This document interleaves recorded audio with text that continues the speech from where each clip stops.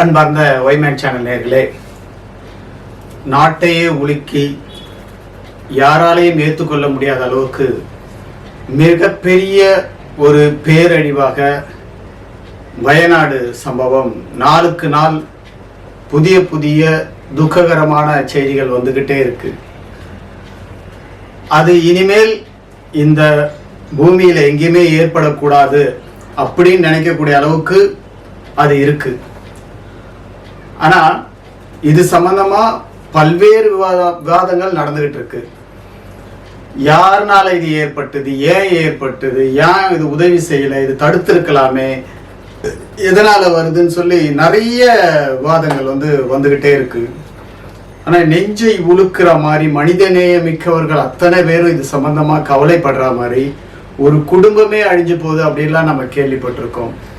Tsunami வந்தப்போ கூட tsunami ஆயிரக்கணக்கான லட்சக்கணக்கான பேர் இறந்தாங்க. ஆனா இங்க சில கிராமங்களே காணவில்லை அப்படின்னு சொல்றாங்க.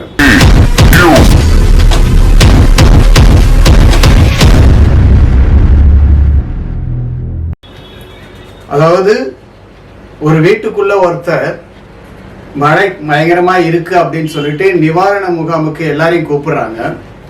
அம்மா வயசானவங்க, அவங்கள தூக்கிட்டு போக முடியாதுன்னு சொல்லி ஒரு பையனும் அந்த அம்மாவும் அந்த வீட்டில் தங்குறாங்க. மற்றவங்களாம் நிவாரண முகாமுக்கு போயிடுறாங்க. நைட்டு திடீர்னு ஒரு சவுண்டு, பயங்கரமான ஒரு சவுண்டு கேட்குது. அந்த சவுண்டு கேட்ட உடனே இவன் வீட்டை விட்டு வெளியே வர முடியல, எதுவும் செய்ய முடியல. படிக்கட்டு வழியாக மேலே வர்றதுக்கு மட்டும் வழி கிடைச்சிது.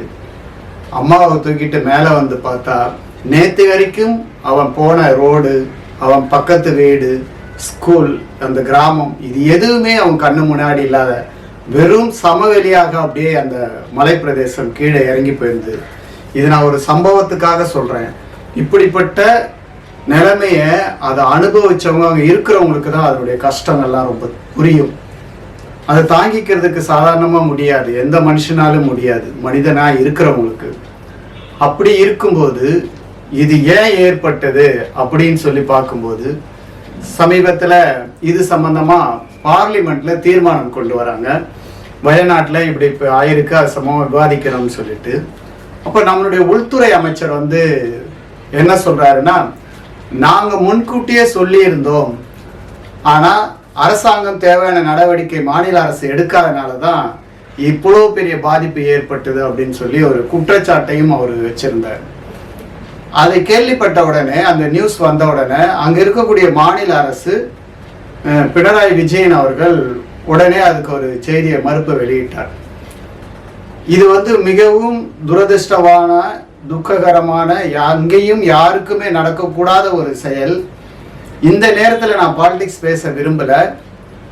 அதனால அதெல்லாம் பாலிடிக்ஸ், ஒருத்தர் மேல ஒருத்தர் குற்றம் சாட்டுறதுலாம் தயவு செய்து தள்ளி வச்சுட்டு, இங்கே காப்பாற்ற வேண்டிய உயிர்கள், இவங்களுக்கு நிவாரணம் கொடுக்க வேண்டிய பணிகள் நிறைய இருக்கு, அதை முதல்ல கவனிக்கலாமே அப்படின்னு சொல்லிட்டு, இருந்தாலும் சில விஷயங்கள் மக்களுக்கு தெரியணும்ன்றதுக்காக நான் சொல்றேன் அப்படின்னு சொன்னார். அவர் என்ன சொன்னாருன்னா, மத்திய அரசினுடைய வானிலை ஆராய்ச்சி அந்த நிறுவனம் எங்களுக்கு ஆரஞ்சு அலர்ட் தான் கொடுத்திருந்தாங்க. அந்த ஆரஞ்சு அலர்ட்ன்றது மேக்சிமம் 52 or 100 மில்லிமீட்டர் மழை தான் இருக்குன்றதான் கணக்கு. அதுக்கு தேவையான வெளியேற்றங்களை எல்லாம் நாங்கள் செஞ்சு வச்சிருந்தோம். ஆனா அன்னைக்கு அந்த 2 நாள்ல 500 மில்லிமீட்டருக்கு மேல மழை பெஞ்சிருச்சு. இவ்வளவு பெரிய மழை யாருமே எதிர்பார்க்காதது. அந்த மழை பெஞ்சு அந்த சம்பவம்லாம் நடந்து முடிஞ்சு மறுநாள் காலையில தான் இந்த வானிலை ஆராய்ச்சி மையம் ரெட் அலர்ட் அனௌன்ஸ் பண்ணாங்க அப்படின்னு அவர் சொல்லியிருக்காரு. இது ஒரு புறம் இருக்கு. இன்னொரு பக்கம் இந்த சம்பவங்கள்ல ஒவ்வொன்றா சொல்லிக்கிட்டே போனீங்கன்னா மனசு அப்படியே நெகிழ்ந்து, ஐயோ இவ்வளவு பெரிய கஷ்டப்படுறாங்களே, இப்படியெல்லாம் நடந்துச்சு அப்படின்னு நிறைய சம்பவங்கள் இருக்கு. நான் அதெல்லாம் நம்ம நிறைய வீடியோவில் பார்க்குறோம். ஆனால் 2 விஷயங்களை இங்கே நான் குறிப்பிட விரும்புகிறேன். இது மத்திய அரசு மேல தப்பா, மாநில அரசு மேல தப்பா அப்படின்னு பார்க்கும்போது 2 பேருமே 2 ஸ்டேட்மெண்ட் கொடுத்துருக்காங்க. எப்போ அவங்க அனௌன்ஸ் பண்ணாங்க, இவங்க சொல்றது எப்போ அனௌன்ஸ் பண்ணாங்கன்னு சொல்றாங்க. அவங்க சொன்னது வெறும் ஆரஞ்சு அலர்ட் மட்டும்தான் சொன்னாங்க. ஆனா இங்க நடந்தது 500 மில்லிமீட்டருக்கு மேல மழை பெஞ்சிருக்கு 2 நாள்ல. அதுவும் அந்த மழையெல்லாம் முடிஞ்சு இந்த சம்பவம் முடிஞ்ச பிறகுதான் ரெட் அலர்ட்டை வந்து கொடுத்தாங்கன்றத வந்து மாநில அரசு சொல்லுது. இது ஒரு புறம். இப்போ சமூக வலைதளங்கள்ல ஒரு செய்தி போயிட்டே இருக்கு. அது எப்படிப்பட்டவங்க பரப்புறாங்கன்றது நீங்களே முடிவு பண்ணீங்க. அவங்க என்ன சொல்றாங்கன்னா, மாட்டுக்கறி சாப்பிட்றதுனால தான் இந்த பிரச்சனை வந்தது அப்படின்னு சொல்றாங்க. ஒரு குறிப்பிட்ட சமூகத்தினுடைய மதத்தை குறிப்பிடுற மாதிரியான அர்த்தப்படுத்துற மாதிரி அந்த மீனிங்ல இந்த விஷயத்த அவங்க சொல்றாங்க. அதுக்கு காரணம் என்னன்னு பாத்தீங்கன்னா, உள்ளார்ந்து பாத்தீங்கன்னா அந்த வயநாடு என்ற அந்த தொகுதி காங்கிரஸ் கட்சி, அதுவும் குறிப்பாக ராகுல் காந்தி வந்து 2வது முறையா லட்சக்கணக்கான வாக்குகள் வித்தியாசத்துல அவங்க ஓட்டு போட்டு தேர்ந்தெடுக்கிறாங்க. அதனால அந்த மக்கள் மேல ஒரு வெறுப்பு இருக்கு. அதனால அதை பின்பற்றி எந்த நேரத்துல என்ன பேசணுன்றது கூட தெரியாம அதுவும் மத அரசியலை இதுல புகுத்த பாக்குறாங்க. மாட்டுக்கறி சாப்பிட்டதுனாலதான் வந்து இது நடந்தது அப்படின்னு சொல்லி இது சொல்றவங்க சாதாரண டவுன் லெவல்ல இருக்கவங்களை விட்டு சொல்ல வைக்கிறாங்க. ஆனா அதை சொல்ல வச்சவங்க அதிகாரத்துல இருக்கவங்க அவனுடைய அதிகாரத்தை காப்பாத்துறதுக்காக இப்படிப்பட்ட விஷமத்தனமான செயல்களை அவங்க செய்யறாங்க. நினைச்சு பார்க்கணும். நம்ம இப்ப நூற்றுக்கணக்கான பேர் இறந்தாங்களே, அதுல பியூர் வெஜிடேரியன் சாப்பிட்றவங்களும் இறந்துருக்காங்க. மாட்டுக்கறி சாப்பிடாத வெறும் ஆடு கோழி மட்டும் சாப்பிட்றவங்களும் இறந்துருக்காங்க. ஏன்? இப்ப இமாச்சல் பிரதேசல மண் சரிவு ஏற்பட்டது. அப்ப அங்க இருக்கவங்க வந்து எல்லாருமே மாட்டுக்கறி சாப்பிட்டாங்களா? இது வந்து எந்த குட்டையை குழப்பி கலங்கி போயிருக்கிறதுல இன்னும் குழப்பி ஏதாவது ஆதாயம் தேடலாமான்னு பாக்குற மாதிரியான மத வெறி செயல் இது. ஒரு மதத்தின் மீது பற்று இருந்தா நல்லது, அது வெறியா மாறினா எந்த அளவுக்கு மனித தன்மை இல்லாம போகுன்றதுக்கு இது ஒரு சிறந்த உதாரணம். இப்ப நீங்க உலகத்திலேயே எடுத்துக்கிட்டீங்கன்னா கூட இந்த மாட்டுக்கறி சாப்பிட்றவங்க தான் உலக மக்கள் தொகையில 90% மேல இருக்காங்க. அப்ப அங்க எல்லாம் நிலச்சரிவு வந்து ஏற்படுதா? சாப்பிடாதவங்க எல்லாமே சுனாமி வந்தப்போ செத்தவங்க எல்லாருமே வந்து இந்த மாதிரி எந்தி சாப்பிட்றவங்க தான் செத்தாங்களா? இதெல்லாம் இதை பரப்புற சாதாரண மக்கள் கொஞ்சம் யோசனை பண்ணி பார்க்கணும். அதே மாதிரி சில பேர் இந்த அழிவுக்கு என்ன காரணம், மனித தவறுகள் தான் காரணம் அப்படின்னு சொல்லிட்டு ஒரு பெரிய பிரச்சாரம் போயிட்டு இருக்கு. விஞ்ஞானிகள் சயின்டிஸ்டுங்களாம் இவ்வளோ டெக்னாலஜிலாம் வளர்ந்த பிறகு இதுல இருந்து நம்மளால காப்பாற்ற முடியாதா அப்படின்லாம் சொல்லி கேட்குறாங்க. அங்க வந்து நிறைய பேர் வந்து ரெசார்ட் கட்டி ஹோட்டல் கட்டி இப்படியெல்லாம் விதிமுறைக்கு மீறி வரம்புக்கு அதிகமான இப்படிப்பட்ட செயல்கள் தான் காரணம் அப்படின்னு சொல்றாங்க. இது சம்பந்தமா நிபுணர்கள் என்ன சொல்றாங்கன்னா, உண்மையிலேயே எங்க காரணம் அந்த மண், அந்த மலை வந்து ஒரு செம்மண், ஒரு ஸ்ட்ராங்கான மண்ணு தான். ஒரு 50 மில்லிமீட்டர் மழை பெய்யும் போது ஒரு மண்ணினுடைய தன்மை எப்படி இருக்கும் நமக்கு தெரியும். சாதாரணமா ஒரு நம்ம ஏரியாலே தண்ணி ஊற்றி வச்சுன்னா அந்த மண் வந்து ஸ்ட்ராங்கா இருக்குன்னா கொஞ்சம் தண்ணி ஊற்றுனா கொஞ்சம் இலகும், இன்னும் தண்ணி ஊற ஊற நல்லாவே இலகும், ஈஸியா கையிலேயே இப்படி நோன்ற மாதிரியான நிலைமைக்கு வரும். ஆனால் அங்கே பெஞ்சது 500 மில்லிமீட்டருக்கு மேலே மழை 2 நாளில் பெஞ்சிருக்கு.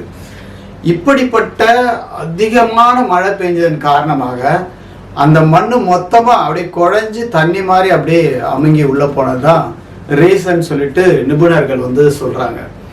அப்போ வந்து ஹோட்டல் கட்டினது, ரெசார்ட் கட்டினது, வீடு கட்டினதெல்லாம் காரணம் இல்லைன்னா அதனால உயிரிழப்புகள் அதிகமாக இருக்கு. இப்போ நவீன உலகத்தில் மக்கள் தொகை பெருக்கம், இட நெருக்கடி அதிகமாயிட்டே போகும்போது இப்போ நம்ம ஒரு ஊட்டி மாதிரி ஏரியாலே எடுத்துங்கன்னா ஒரு 100 வருஷத்துக்கு முன்னாடி ஒரு 1 லட்சம் பேர் இருந்தாங்க அப்படின்னு சொன்னால் அதுக்கப்புறம் 3-4 தலைமுறைக்கு அந்த பாப்புலேஷன்லாம் அவனுடைய சொந்த ஊர் அது, அதை விட்டு அவன் எங்கே போவான்? கண்டிப்பாக அவன் வீடு கட்டணும், அவனுக்கு அதுக்கேற்ற மாதிரி ஹாஸ்பிட்டல் வரணும், அதுக்கேற்ற மாதிரி ஸ்கூல்ஸ் வரணும், அதுக்கேற்ற மாதிரி எல்லா வசதியும் டெவலப் ஆகணும். அவனா இருக்கிறது அந்த இடம் தான், அவன் அதுக்குள்ளேயே தான் வந்து டெவலப்மெண்ட்டை செய்ய வேண்டியிருக்கு. சில விஷயங்கள் தவிர்க்க முடியாத மாதிரியான போக்கு வந்து உலகம் ஃபுல்லாகவே இது நடந்துட்டு இருக்கு. ஆனால் உயிரிழப்புகளை குறைக்க முடியுமான்றதான் பார்க்க முடியுமே தவிர இந்த விஷயத்துல மழை விழுந்ததுக்கு காரணம் எதிர்பார்க்காத அளவுக்கு ஒரே 2 நாள்ல இவ்வளவு பெரிய மழை பெஞ்சதுதான் காரணம் சொல்லி நிபுணர்கள் குறிப்பிட்டிருக்காங்க. அப்புறம் நம்ம தமிழ்நாட்டுல சீமான் அவர் ஒரு தகவல் சொன்னார் இந்த வயநாடு சம்பந்தமா. இது ஒரு துக்ககரமான செயல், இது இனிமேல் எங்கேயும் ஏற்படக்கூடாது, அந்த மாதிரி நம்ம பார்த்துக்கணும் அப்படின்னு சொல்லிட்டு அவர் சொல்றார், அந்த தொகுதியினுடைய எம்பி இன்னைக்கு எதிர்கட்சி தலைவர் ராகுல் காந்தி அவங்க சிஸ்டரை கூப்பிட்டுக்கிட்டு அந்த உடனே வயநாடுக்கு அந்த ஸ்பாட்ல அவ்வளவும் மழை மறுபடியும் பெஞ்சுக்கிட்டே இருக்க நேரத்திலையும் கூட அதை பற்றியெல்லாம் கவலைப்படாமல் இமீடியட்டா போறாரு. அது மாதிரி கேரள முதலமைச்சர் போறாரு, கேரள எம்எல்ஏக்கள், மினிஸ்டருங்க, அவங்க தொண்டு நிறுவனங்கள் எல்லாம் போயிட்டு நிவாரணங்களை முகாம்களை தங்களால் ஆன பொருள் உதவி, பண உதவி, உடல் உழைப்பு, இப்படி எல்லாத்தையும் இந்திய ராணுவம் அப்படி இப்படின்னு எல்லாம் செஞ்சிட்டு இருக்காங்க. அந்த தொகுதியினுடைய எம்பி என்ற முறையிலையும் எதிர்கட்சி தலைவர் என்ற முறையிலையும் ராகுல் காந்தியும் பிரியங்கா காந்தியும் அவங்க போறாங்க, போய் மக்களுக்கு ஆறுதல்லாம் சொல்லிட்டு வந்தாங்க. அத நம்ம சீமான் என்ன சொல்றாருன்னா, அங்க போனது நான் தப்புன்னு சொல்ல, ஆனா இதே மாதிரி தானே தூத்துக்குடியில வெள்ளம் வந்திருந்தது, அப்ப நீ என்ன பண்ணியிருந்த அப்படின்னு சொல்லி ஒரு கேள்வி கேட்கிறாரு. நியாயமான கேள்வியா தான் தோணுது. ஆனா அவர் முழு பூசணிக்காய் அப்படியே சோத்துல மறைக்கிறதுல பெரிய வல்லவர் அப்படின்னு சொல்லி நமக்கு தெரியும். பாருங்க, யார் யாருக்கெல்லாம் முக்கியமான பொறுப்பு இருக்கு அங்க போய் பார்க்க வேண்டியது. முதலமைச்சருக்கு இருக்கு, அங்க இருக்க எம்எல்ஏக்கு இருக்கு, எம்பிக்கு இருக்கு, மினிஸ்டர்ஸுக்கு இருக்கு, மத்திய அரசுல நம்மளுடைய பிரைம் மினிஸ்டருக்கு இருக்கு, ஜனாதிபதிக்கு இருக்கு, மத்திய மினிஸ்டர்களுக்கு எல்லாருக்குமே இருக்கு. மனித நேயம் கொண்டவங்க யாரு வேணாலும் போய் பார்க்கலாம். ஆனா பொறுப்பாக பாத்தீங்கன்னா முதலமைச்சரும் பிரைம் மினிஸ்டரும் கண்டிப்பாக அந்த இடம் போய் பார்த்துருக்கணும். அதுல முதலமைச்சர் அவருடைய கடமையை செஞ்சிட்டு இருக்காரு.